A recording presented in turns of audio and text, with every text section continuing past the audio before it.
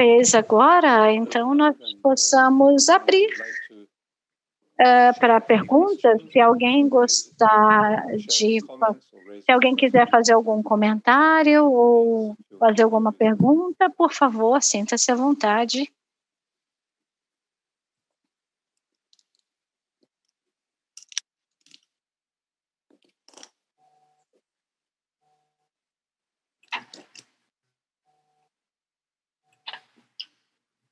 Lauris, I have a question here from Q&A. Tenho uma questão aqui relacionada à política. Você falou um pouco da polarização, então eu vou resumir a questão um pouquinho. Essa pessoa considera o presidente do Brasil mau. Como você se relaciona com pessoas que concordam com ele, ao mesmo tempo mantendo-se equilibrado?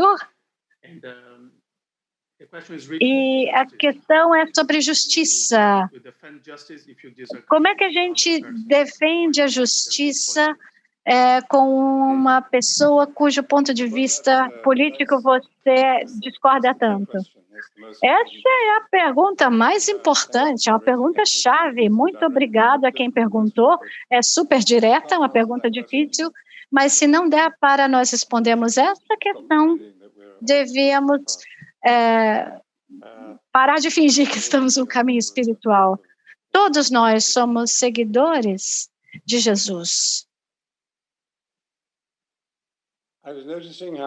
Eu estava notando como o senhor Biden, o presidente eleito dos Estados Unidos, lidou com a situação atual com o presidente Trump, que não aceita os resultados da eleição. E embora haja muita raiva na mídia, uma linguagem muito forte, acho que ele conseguiu permanecer genuinamente calmo. A sua linguagem é muito bem medida, muito comedida. Todo mundo sabe o que ele pensa, mas ele não precisa usar linguagem forte para isso. Ao fazer isso, é claro, ele começa a reduzir a temperatura para a discussão pública que está acontecendo. São tempos muito difíceis, muito perigosos nos Estados Unidos. Pode haver violência nas ruas. Então, a primeira responsabilidade, eu acho, é nos expressar com autocontrole real. E se nós não conseguirmos praticar o autocontrole, que muitas vezes não é fácil, mas se não conseguirmos praticar o autocontrole, então vamos ficar quietos. Fique quieto até que você consiga estar no controle das suas emoções. E aí sim se expresse de uma maneira que não vá aumentar a polarização. Uma maneira de falar isso, claro, é fazer perguntas. Pergunta para outra pessoa.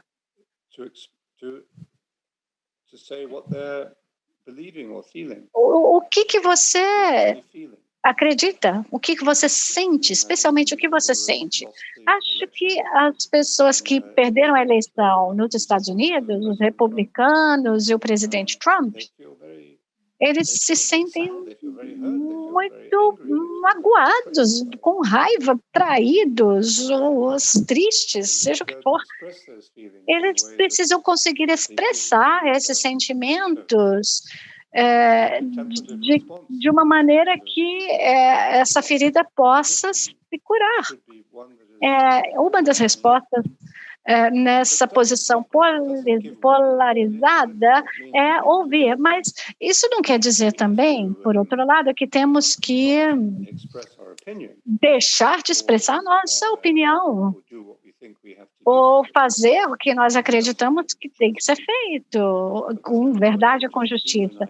Mas não existe nenhum... não há sentido em demonizar a outra pessoa. Isso está acontecendo no Brasil e em muitos outros lugares.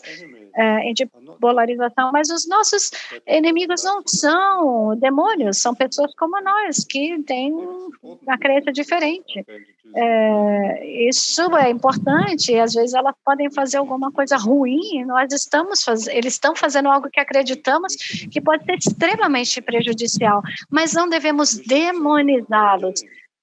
Podemos dizer que o que eles estão fazendo é ruim pela razão X e Y, seja racional ao falar essas razões. Mas não acredito que devemos odiá-los. Jesus mandou amar os inimigos. Isso não quer dizer que a gente tenha que concordar com eles ou render a nossa opinião à opinião deles, mas isso quer dizer prestar atenção, especialmente num estado de divisão tão intenso em que nós estamos enfrentando agora. Podemos dizer que o que temos que fazer, se estivermos no diálogo com alguém...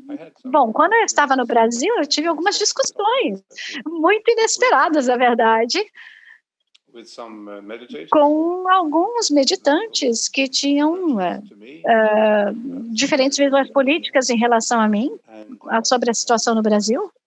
Eu fiquei surpreso, mas o que eu tentei fazer foi prestar atenção no bom da outra pessoa, no bem que está no outro. E se nós conseguirmos fazer isso, porque conseguimos prestar atenção de verdade nisso tudo, se nós conseguirmos conectar o bom coração daquela outra pessoa, não importa o quanto essa pessoa esteja já doida, ou estúpida, ou errada, mas prestar atenção naquele bom coração e tentar entender por que elas estão agindo da maneira como estão agindo. Isso pode ser uma força de mudança. Eu não conheço nenhuma outra maneira de fazer isso. Não dá para argumentar racionalmente com os fundamentalistas ou com alguém que apoia uma posição irracional. Tentar argumentar racionalmente tende a deixar a coisa toda muito pior. Mas veja como Jesus lidou com os conflitos. Ele nunca perdeu seu próprio centro. Ele nunca rendeu o seu ponto de vista, ele nunca abriu mão do seu ponto de vista, mas nunca entrou num tipo de guerra de reputações. Se alguém batia na sua face, ou insultou, ou abusou dele, ele não reagiu da mesma forma. Não vou fingir que isso é fácil, mas a não violência nunca foi fácil. E uma parte da resposta contemplativa à polarização política que nós estamos enfrentando tem que ser não violenta. As palavras e a linguagem corporal que usamos tem que ser não violentas. E aí sim há esperança de que o espírito e a conversa do país possam ser modificados. Uma outra aqui perguntando se você poderia falar um pouco mais sobre a importância da confiança no médico ou no curador.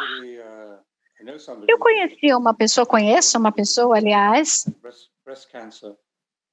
uma mulher que teve câncer de mama e que foi fazer um check-up e depois, alguns meses depois da sua cirurgia, ela foi para o consultório do médico. Ele estava olhando para o computador e ele não olhou para ela. Ele falou: pode sentar aqui.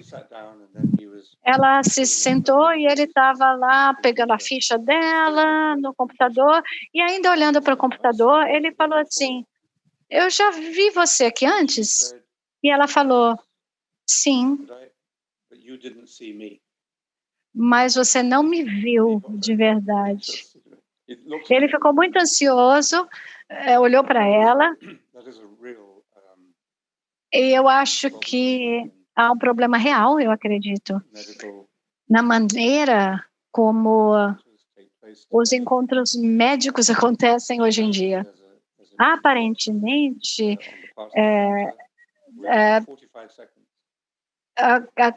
há uma interrupção do médico a cada 45 segundos que um paciente fala. Os médicos não deixam os pacientes falarem. Eu acho que isso cria uma atitude no paciente que imediatamente cria a desconfiança no médico ou no profissional médico, e isso vai criar uma desconfiança no tratamento oferecido. As evidências de pesquisa são muito fortes, que quando um paciente sente a confiança no médico, o tratamento funciona melhor. Soa como mágica, mas faz sentido também. Sabemos que 30% que há 30% de efeito placebo nas pesquisas médicas. Isso é muito mais do que a sorte, isso mostra o poder na mente trabalhando no corpo e na maneira como o corpo responde ao tratamento. Acho que a atenção que o médico te dá, que é simplesmente uma conexão humana de um ser humano com o outro, essa atenção é o fundamento de um relacionamento bem-sucedido e de um tratamento bem-sucedido. Na verdade, eu diria que, eu estava dizendo antes, que há uma diferença entre a cura física e a cura total. A cura que reduz os sintomas, você se livra do vírus, mas a cura total, a cura holística, restaura a unidade, a integridade da pessoa. Eu acho que essa segunda cura acontece na mesma frequência com a atenção, que a atenção acontece instantaneamente, juntamente com a atenção. É um efeito misterioso. Eu tenho 2 amigos mais velhos, um casal, o marido estava sofrendo muito com problemas de saúde, indo e vindo do hospital, era muito difícil para a mulher cuidar dele, eles tinham um médico em que eles confiavam, foram a uma consulta com esse médico, enquanto o marido estava no hospital, e o médico veio ver esse paciente no hospital. E disse para aquele homem: você sabe, eu sinto muito, mas chegou a hora. Você precisa ir para uma instituição agora de cuidados, porque é demais para sua esposa. Eu sei que você não quer ir, mas eu acho que é necessário. E ele falou aquilo de uma maneira, assim, muito suave, mas forte também, como um amigo fala com o outro. Ele sabia que aquele homem não queria ir para alguma instituição de cuidados. E houve uma pausa, e aquele homem depois sorriu e falou: você está certo, obrigado. Depois, quando eles saíram do hospital, saindo da consulta, ele falou: eu preciso ir a uma reunião, eu vou descer com vocês.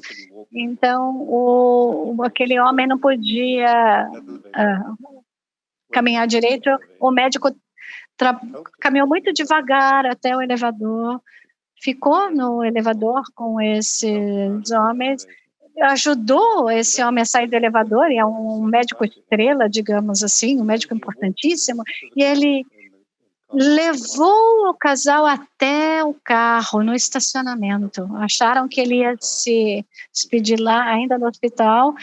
Chegou até o carro, abraçou aquele homem. E esse médico é ocupadíssimo, mas isso é a cura. É aí que a cura começa a acontecer. Há uma questão mais relacionada à prática da meditação. Como sabemos que estamos meditando corretamente? E como é que a gente tem certeza de que a gente encontrou o propósito da nossa vida?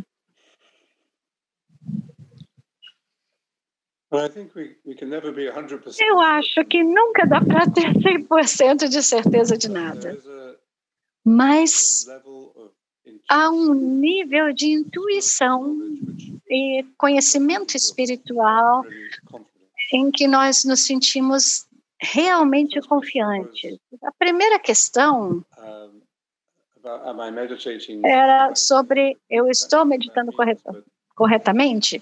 Eu não sei exatamente o que isso quer dizer, o que a pessoa quis dizer com a pergunta, mas acho que dá para se dizer que você pode estar meditando corretamente se você for consistente.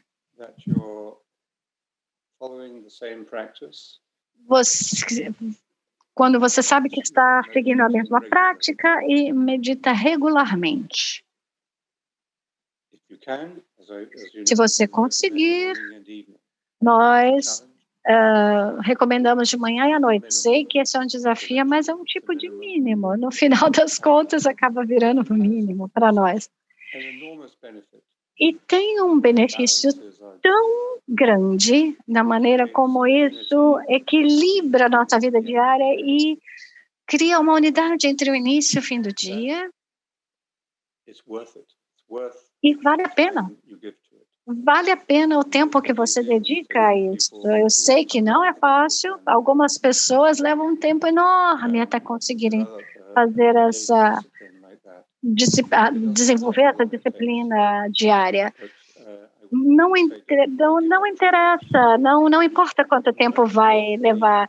Eu diria, continue tentando e nutra a motivação que você tem. Se você quer meditar, se você sabe que você não é muito disciplinado, então nutra isso. Da mesma forma como você pode tomar umas vitaminas a mais se você não se sente muito bem fisicamente. Meditar com outras pessoas regularmente também é um incentivo muito poderoso para a sua motivação. Isso te dá um sentido pessoal de que você não está meditando sozinho. Não é só uma atividade individual isolada, mas você medita dentro do corpo de Cristo. E esse corpo de Cristo te ajuda a meditar também. Eu acho, então, que se você... comece e tente meditar regularmente, fiel à simplicidade da prática. E se você conseguir fazer isso, acho que você não precisa se preocupar, você vai se sentir confiante de que essa experiência que está se revelando é um dom de Deus. Fique com essa experiência, com esse dom, e você vai aprender cada vez mais. Com o passar do tempo, mas você precisa ser fiel, você precisa estar presente, sustentar a prática. Todo mundo luta com isso, não é incomum, não. E se você parar, ou se você parou, recomece. Não julgue a si mesmo, não se culpe, não faça mal a si mesmo porque você não se sente perfeito. Não existe um meditante perfeito, isso não existe. Já falei antes sobre o vírus do perfeccionismo. Muitas pessoas religiosas absorveram Esse vírus, nos seus primeiros anos, Deus só vai gostar de nós se nós formos perfeitos. E quando a gente faz alguma coisa errada, a gente sente a ira de Deus. Mas esse é um condicionamento que a gente tem que jogar fora, no lixo mesmo. Porque é completamente não bíblico. É totalmente não cristão. Esse sentimento de que eu não sou digno, não sou bom o suficiente, sou um meditante ruim, eu me sinto culpado. Se você sente isso, eu espero que não sinta, mas se você sente isso, trate isso somente como uma outra distração. Trate como uma outra distração como outras. E vai embora, vai ficar cada vez mais fraca essa distração com o tempo. Acho que é o melhor que eu posso aconselhar aqui sobre o desenvolvimento de uma confiança na sua própria prática e ver os frutos aparecerem na sua vida.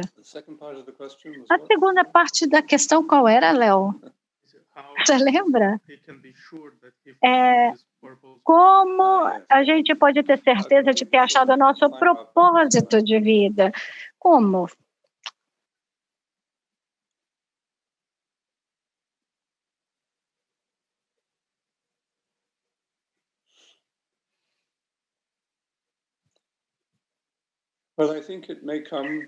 Eu acho que isso pode vir em pontos diferentes da vida de uma pessoa.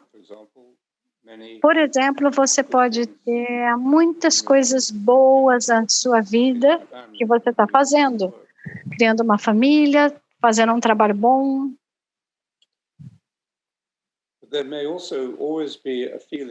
Mas pode sempre haver aquele sentimento de que tem alguma outra coisa que eu tinha que estar fazendo. E se você tem esse sentimento, isso pode causar uma ansiedade em você, mas não devia.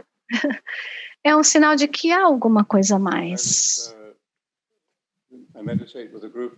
Eu medito com um grupo de pessoas de negócios online e uma dessas pessoas deu um testemunho outro dia. Para um homem com uma posição altíssima no mundo dos bancos, no mundo financeiro, houve uma crise e essa pessoa foi forçada a sair da sua posição, mas ele não se importou com aquilo porque aquilo lá estava chato, era tédio, ele era muito poderoso, tinha um monte de dinheiro, mas ele estava num tédio mortal. Eu acho que quando a gente sente aquela dúvida, acho que a pessoa que perguntou também sente essa dúvida, é um sinal. Quando temos aquela dúvida ou aquele tédio, é um sinal de que nós precisamos ir mais profundamente, e que a gente tem que dobrar aquela curva da estrada. Não dá para ver o que está além da curva da estrada. A gente tem aquele sentimento, aquele sentido de que tem uma outra coisa a fazer. Então, não tente projetar um futuro muito distante, mas pense só no próximo passo que vai se apresentar a você e as oportunidades vão vir se você estiver consciente. E você vai reconhecer a oportunidade quando ela vier e faça a coisa corajosa, a coisa arriscada, talvez, se você se sente impelido a fazê-la. Às vezes, na vida de uma pessoa é muito óbvio qual é aquele principal propósito, e para muita gente é criar uma família de uma maneira amorosa e boa. Para outras, pode ser estar envolvido em algum trabalho que toca e melhora a vida dos outros. Você pode estar num papel de coadjuvante ou num papel principal, isso não interessa. O que interessa é que você encontrou um trabalho que pode ser difícil a maior parte do tempo, mas um trabalho em que você pode se doar.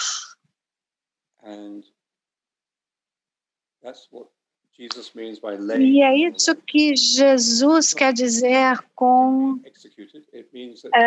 oferecer a própria vida. Não quer dizer que você vai ser executado, mas que você dá a si mesmo todos os dias de uma maneira razoável ao trabalho que você pode fazer para os outros.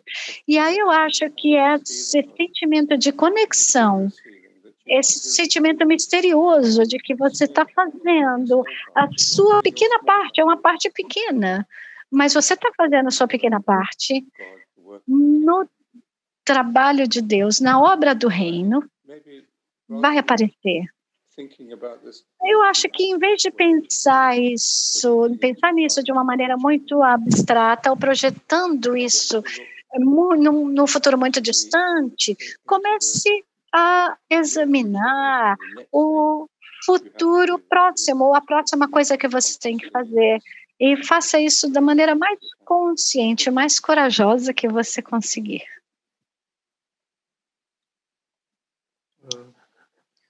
Is that okay to keep images in mind when meditating? Tudo bem manter imagens em mente durante a meditação, imagens de paz? Qual é a importância do mantra?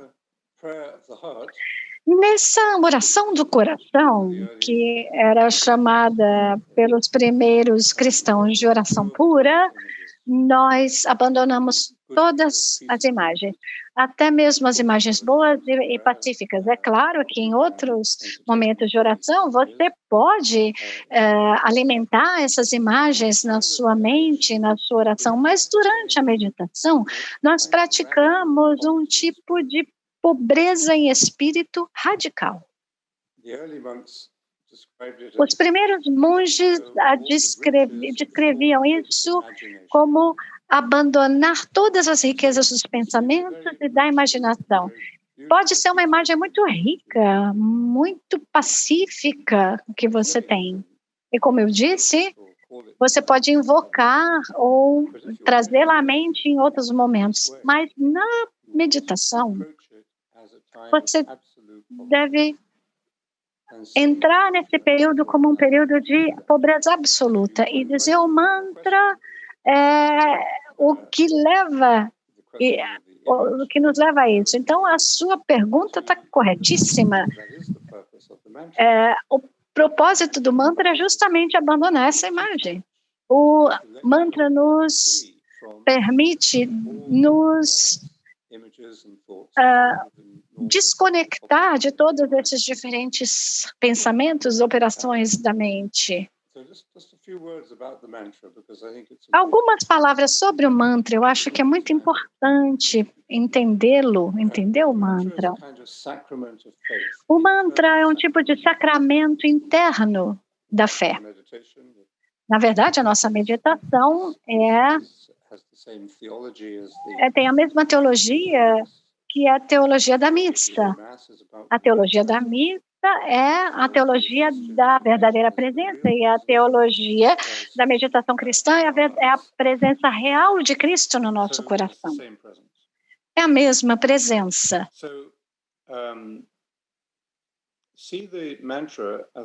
Veja o mantra como um sacramento que você celebra.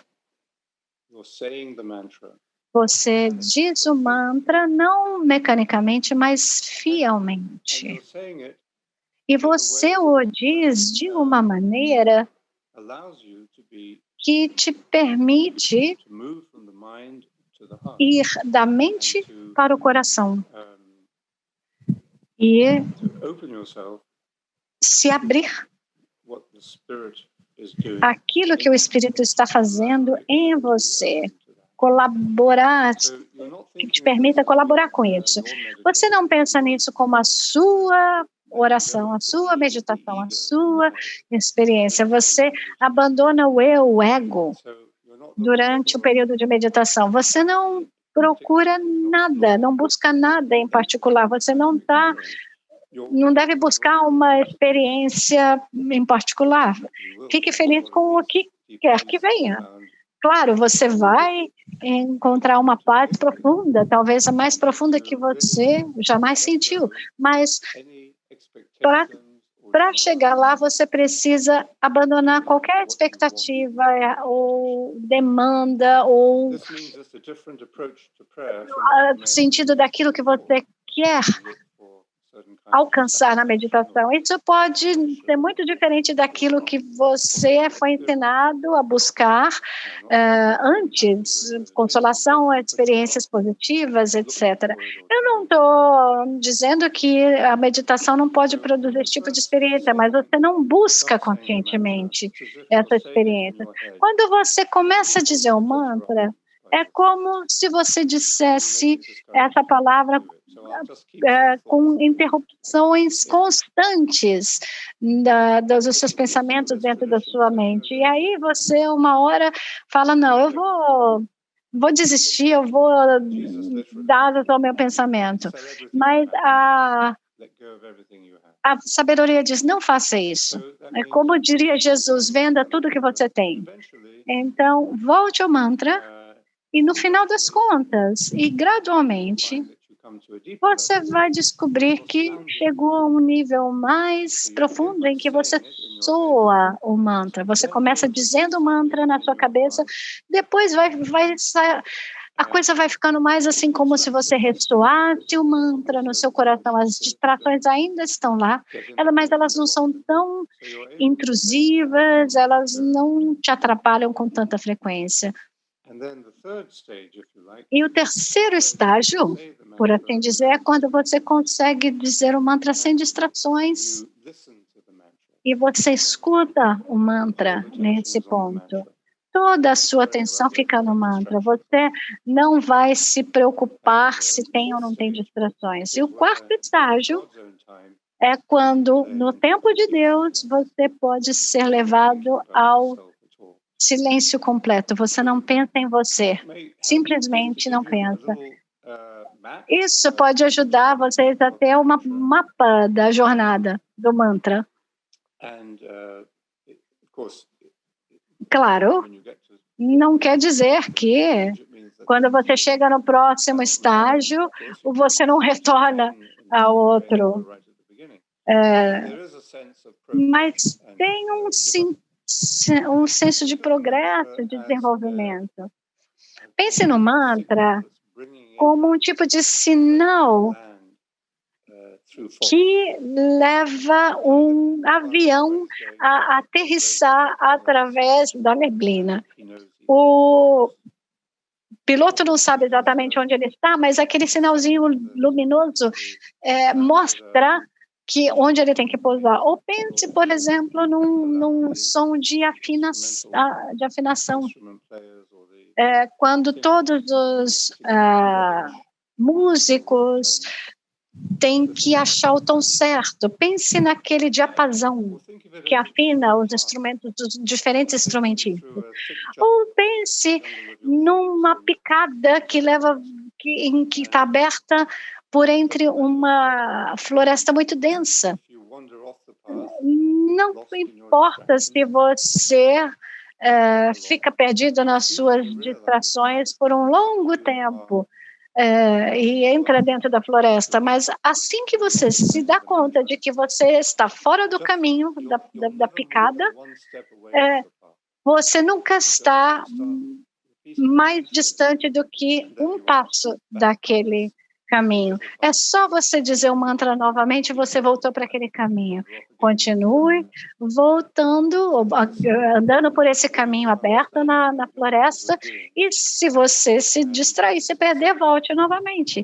Essa é uma maneira muito simples de oração. Não é fácil, mas os desafios que essa oração te apresenta vão te levar a um nascimento espiritual. Why is still a lot of resistance from priests for this form? Porque ainda há tanta resistência dos padres a essa forma de oração. Por que os padres resistem? Basicamente porque eles não foram apresentados a essa oração quando estavam sendo formados como padres. É uma grande falha na nossa educação de seminaristas. Você passa 5, sei lá quantos anos no seminário e você nunca ouve falar disso. Esse é um problema grande. Essa tradição da igreja foi interrompida. E as pessoas mesmas que deveriam ensiná-la e compreendê-la não entendem e às vezes até resistem a ela. Por que elas resistem? Bom, talvez porque eles se sintam desconfortáveis, porque são os leigos que sabem disso e eles não sabem. A coisa mais fácil de dizer é, isso não é cristão. Eu não aprendi isso no seminário, então deve ser budista. É embaraçoso, é vergonhoso quando eu ouço isso. Eu não ouço isso muito, com muita frequência, mas isso é embaraçoso, porque são eles os professores, são bons homens, são bons padres que querem servir o povo de Deus, mas isso é um bloqueio, é um ponto cego na formação. E também, talvez, seja o orgulho deles que seja afetado e eles acham que esses leigos que estão querendo começar um grupo de meditação são mais cultos espiritualmente do que eles padres. Então, essas são algumas das razões. E eu acho que você tem que fazer o melhor possível. Nada vai impedir essa nova renovação contemplativa que está acontecendo na igreja agora. É meio como essa eleição dos Estados Unidos, é tarde demais. A maré está virando.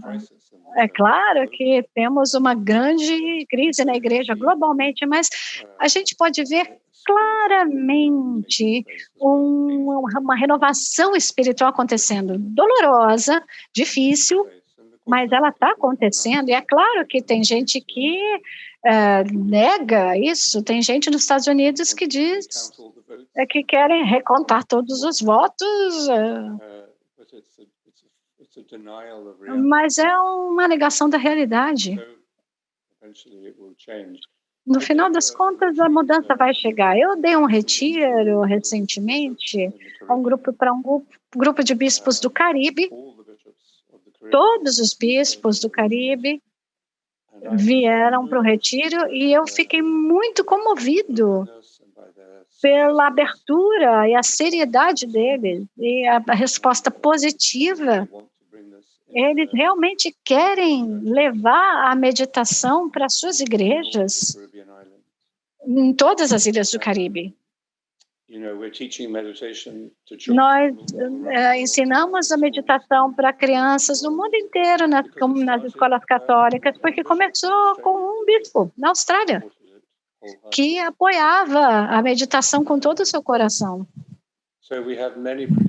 Temos muitos padres, muitos bispos, arcebispos, que apoiam a meditação muito positivamente e que meditam, eles meditam. Eu acho que esse é o problema. Se você não medita, é muito difícil entender a meditação. Então, eles não sabem, de fato, ao que eles estão resistindo. Agora, eu acredito que muitas vezes um leigo na paróquia vai dar um livro, um vídeo, um link para eles, ou sei lá, dar alguma maneira para eles aprenderem esse ensinamento. Às vezes eles nem leem o que vocês dão para eles. É triste, Mas eu acho que você não deve ficar deprimido com isso. Procure uma outra abertura. Volte, tente explicar, descrever. Dê aos padres um pouco de conhecimento sobre o que está acontecendo em outras partes da igreja, no mundo, do apoio que ela tem, a meditação tem da hierarquia da igreja. Mas como me disse um bispo uma vez, recentemente, ele disse, eu sei que eu sou bispo, mas os padres nessa paróquia são como os imperadores. Eles não querem saber de mim. Não é fácil, às vezes, mesmo para um bispo que medita, persuadir o padre a se abrir à meditação.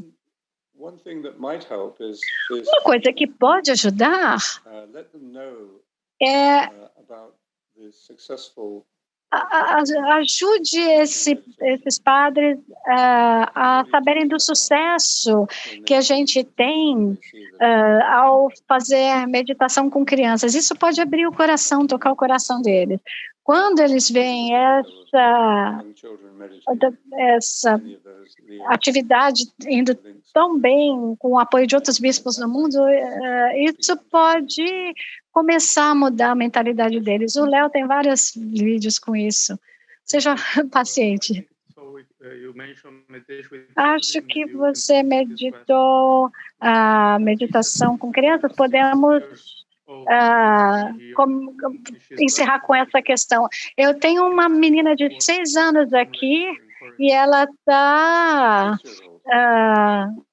começando a meditar, aprendendo a meditar. Pode dizer alguma coisa para ela? Patrícia é a mãe? A criança? Patrícia Montoro é a mãe? E o nome da criança, o nome da sua filha? Ou dessa criança de 6 anos? Essa é para você, Patrícia, e para essa criança de 6 anos. Estou muito feliz de você estar aqui com a gente. É ótimo que você começou a aprender a meditação tão cedo na sua vida.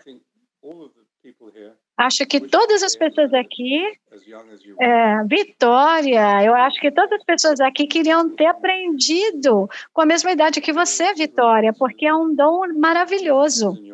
Isso sempre nos lembra que Jesus está no seu coração, que a paz está com você, mesmo quando as coisas estão difíceis na sua vida, Vitória. E você pode voltar a essa paz dentro do seu coração. Eu estou muito feliz de saber que você está com a gente. Eu não sei quanto tempo você aguentou ficar com a gente aqui hoje, mas espero que tenha sido interessante para você. Eu espero não ter falado demais. A gente vai terminar com uma meditação curta agora. Espero que você consiga ficar com a gente para a meditação. Diga para a sua família o que a meditação significa para você. Eu acho que a sua família vai ficar muito feliz de ouvir você falar o que a meditação significa para você. Eu meditei com crianças da sua idade no mundo inteiro. Um dia, eu espero que todos vocês venham até Bonnevoie e façam um retiro aqui com a gente. Vocês e os mais velhos também. Obrigado.